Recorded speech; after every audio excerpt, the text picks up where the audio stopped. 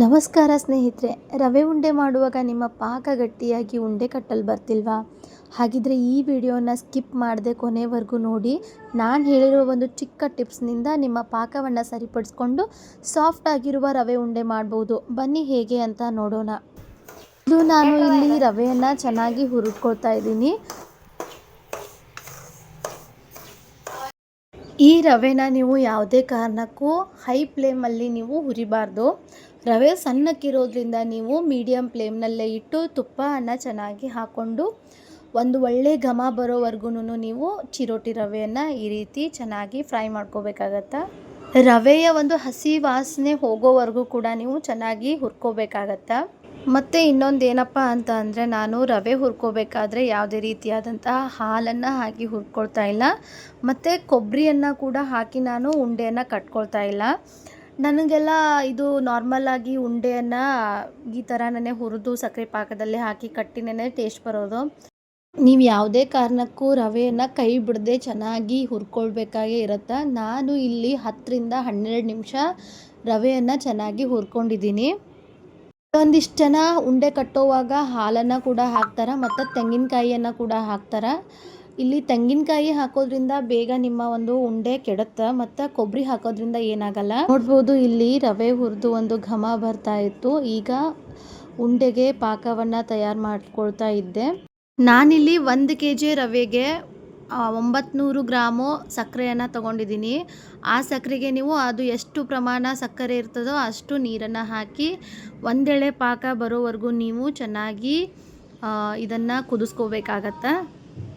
ಪಾಕ ಯಾವ ರೀತಿ ನೋಡಬೇಕಂದ್ರೆ, ನೀವು ಈ ರೀತಿ ಪಾಕದ ಚಮಚವನ್ನು ಈ ರೀತಿ ಮೇಲೆ ಎತ್ತಿದಾಗ ಅದು ಒಂದೆಳೆ ಪಾಕ ಆಗಿ ಕೆಳಗೆ ಒಂದು ಲೇಯರ್ ಆಗಿ ಬೀಳ್ತಿರತ್ತೆ. ಈ ರೀತಿನೂ ನೀವು ಪಾಕ ನೋಡ್ಬೋದು.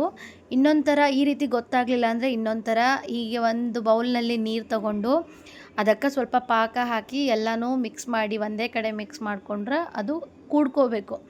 ಆವಾಗ ಪಾಕ ಬಂದಿದೆ ಅಂತ ಅರ್ಥ. ಈಗ ಪಾಕ ಬಂದ ನಂತರ ನೀವು ಗ್ಯಾಸ್ ಸ್ಟವನ್ನು ಆಫ್ ಮಾಡಿ ಚೆನ್ನಾಗಿ ಕೈ ಬಿಡದೆ ನೀವು ಹುರ್ಕೊಂಡಿರ್ತಕ್ಕಂಥ ರವೆಯನ್ನು ಹಾಕಿ ಚೆನ್ನಾಗಿ ಮಿಕ್ಸ್ ಮಾಡ್ತಾ ಹೋಗಬೇಕು.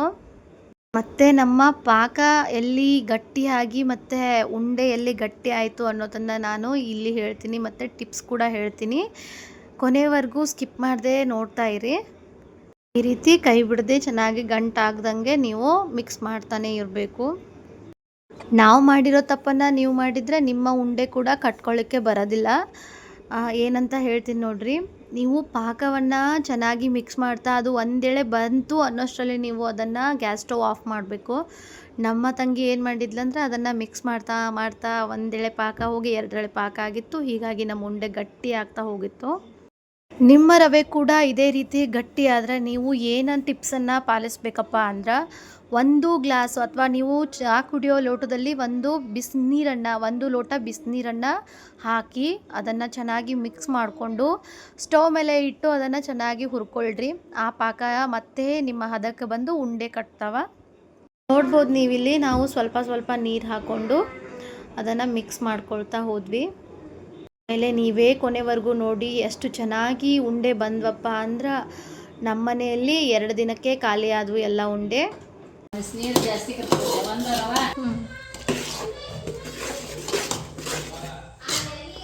ನೋಡು, ಫೈನಲಿ ಈ ಥರ ಆಗಿದೆ.